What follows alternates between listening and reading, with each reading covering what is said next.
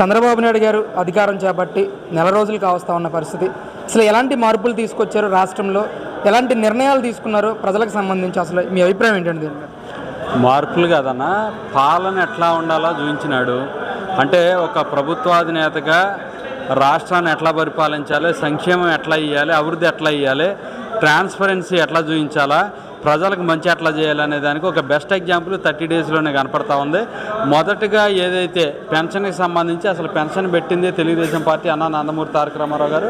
అక్కడ 35 రూపాయలు pension start అయిన తర్వాత దాన్ని మరి 75 రూపాయలకి తీసుకెళ్ళిన తర్వాత ఆడ నుంచి 200 రాజశేఖర చేస్తే అక్కడ నుంచి మరి 2000 రూపాయలు పెన్షన్ చేసి 2000 పెన్షన్నే 3000 చేయడానికి 5 ఏళ్ళు జగన్మోహన్ రెడ్డి గారు తీసుకుంటే కేవలం ఒక్క సంతకంతో మొదటి నెలలోనూ ఒకటే రోజులో మరి 4000 రూపాయల పెన్షన్నే, అదేవిధంగా వికలాంగులు దివ్యాంగులకి అయితే 6000 రూపాయల పెన్షన్, ఇట్లా పెన్షన్ ఇచ్చుకునేటువంటి కార్యక్రమం చూస్తే కనుక గతంలో దాదాపు నెల వచ్చేసరికి వాలంటీర్లకి 120 కోట్ల రూపాయల ఖర్చు బడ్జెట్, అంతా బడ్జెట్ పెట్టి వాలంటీర్లు పెట్టి 2,50,000 మంది వాలంటీర్లతో పంచితే కూడా 85% మాత్రమే పెన్షన్ల ఫస్ట్ డే డిస్ట్రిబ్యూషన్ జరిగేది.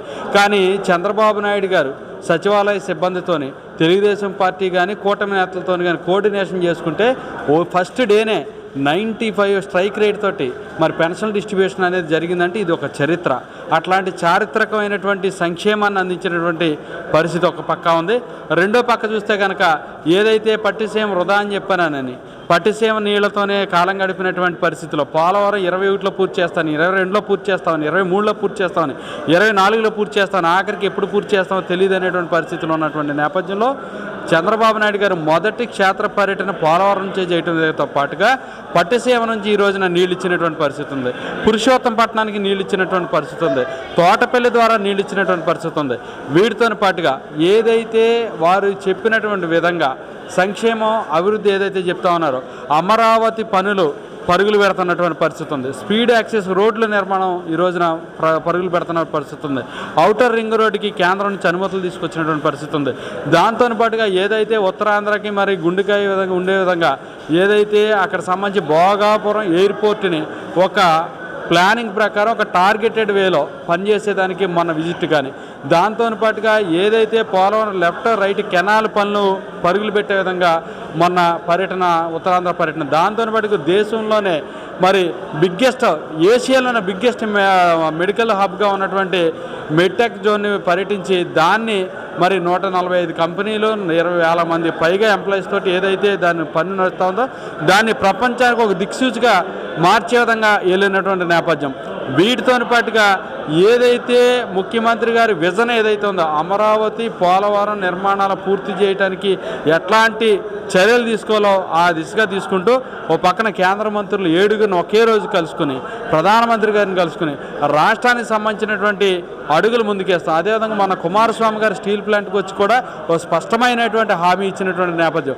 వీటితో పాటుగా చంద్రబాబు నాయుడు గారు ఒక బ్రాండ్ అంబాసిడరు అని చెప్పే విధంగా ఏదైతే బీపీసీఎల్ ఏదైతే భారత్ పెట్రోలియం లిమిటెడ్ కంపెనీ ఉందో వారు దాదాపు 60 నుంచి 70 వేల కోట్ల రూపాయల పెట్టుబడులు పెట్టేదానికి మొన్న ఎంఐ చేసుకోవడం కోసం వచ్చినటువంటి నేపథ్యం. అంటే దీని ద్వారా దాదాపు ప్రత్యక్షంగా 25,000 నుంచి 30,000 ఉద్యోగాలు, పరోక్షంగా 1,00,000 ఉద్యోగాలు వచ్చేటువంటి పరిస్థితి ఉన్నటువంటి నేపథ్యం.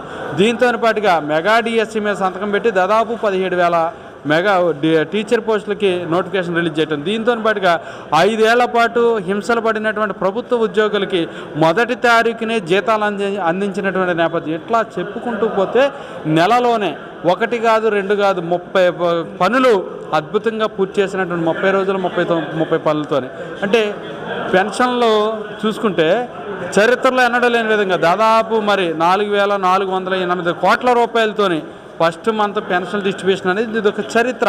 దీంతో పాటుగా చూస్తూ ఉంటే ఒక్కొక్క దానికి శ్వేతపత్రాలు రిలీజ్ చేయటం, ఎకానమికల్ స్టేటస్ ఎట్లా ఉంది, ఇరిగేషన్ స్టేటస్ ఎట్లా ఉంది, దాంతోపాటు స్కిల్ సెన్సెస్ ఎట్లా ఉంది, వీటన్నిటి మీద కూడా ఎక్స్ట్రాడినరీ వర్క్ ఏదైతే చేసేటువంటి పరిస్థితి ఉందో దీని మీద మరి ఏదైతే ముఖ్యమంత్రి గారు ఒక విజన్తో ఏదైతే ప్రజలైతే నమ్మి 164 సీట్లు ఇచ్చారో ఆ నమ్మకాన్ని మరి పూర్తి స్థాయిలో నిలబెట్టుకునేందుకు ఆయన మంత్రివర్గం, ఆయన ప్రభుత్వం చేస్తున్నటువంటి ఏదైతే ఉందో ఇదంతా కూడా నా భూతో నా భవిష్యత్తు అనేటువంటి విధంగా పరిపాలన నెల రోజుల్లోనే ముందు ఏంటంటే రాష్ట్రంలో ఒక పరిపాలన ఉంది, ఒక అభివృద్ధి జరుగుతూ ఉంది, ఒక సంక్షేమం జరుగుతూ ఉంది, అడ్మినిస్ట్రేషన్ నడుస్తూ ఉంది అనేటువంటి మెసేజ్ రాష్ట్రంలో కానీ దేశంలో కానీ చూస్తున్నటువంటి నేపథ్యంలో ఇట్లాగా మరి ఏదైతే ఈ యొక్క దార్శనికుడిగా పేరుగాంచినటువంటి చంద్రబాబు నాయుడు గారు కేంద్రంలో కూడా మంచి అవకాశం ఉంది కాబట్టి ఈ యొక్క కేంద్ర సహకారంతో అద్భుతమైనటువంటి పరిపాలన ఈయన కొనసాగిస్తాడు, అందులో అనుమానం లేదు. రాష్ట్రం ప్రగతి పథంలో అమరావతి పూర్తవుతుంది,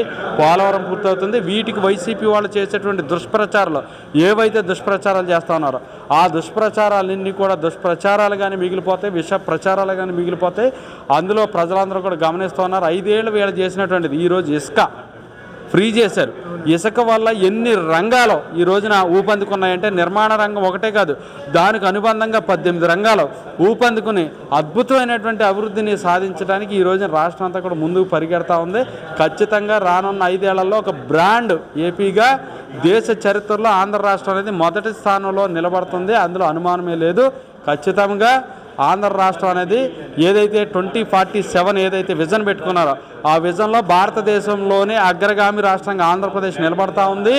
అమరావతి రాజధాని ప్రపంచ దేశాల్లోనే ద టాలెస్ట్, లార్జెస్ట్, హయ్యెస్ట్ మరి బిగ్గెస్ట్ రాజధానిగా నిలబడబోతా ఉంది, అందులో అనుమానం లేదు. సార్, ముఖ్యంగా ఈరోజు తల్లికి వందనం పేరుతో చంద్రబాబు నాయుడు యూటర్న్ తీసుకున్నారు. తల్లిలకే 15,000 రూపాయలు ఇస్తున్నారని చెప్పేసి సోషల్ మీడియాలో, ముఖ్యంగా వైసీపీ సోషల్ మీడియాలో పెద్ద ఎత్తున ప్రచారం జరుగుతూ ఉంది.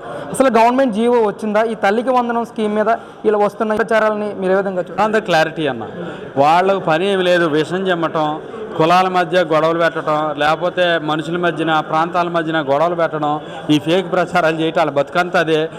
ఒకసారి అవకాశం ఇచ్చారు, బతుకులన్నీ బయట వచ్చినాయి. మరలా అవకాశం ఇచ్చేదానికి ఎవరు కూడా సిద్ధంగా లేరు, ఏదో ప్రయత్నం చేస్తూ ఉంటారు. జనాలు ఎవేరుగా ఉన్నారు.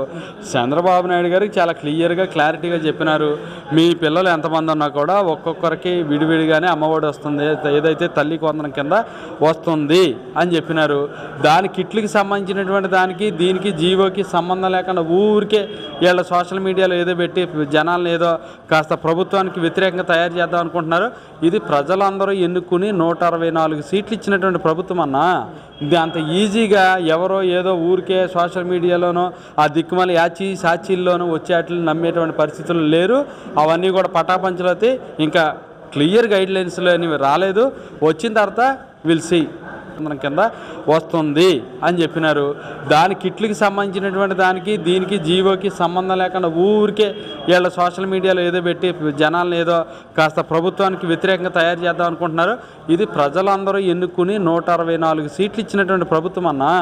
ఇది అంత ఈజీగా ఎవరో ఏదో ఊరికే సోషల్ మీడియాలోనో ఆ దిక్కుమల సాక్షీల్లోనూ వచ్చేట్లు నమ్మేటువంటి పరిస్థితులు లేరు.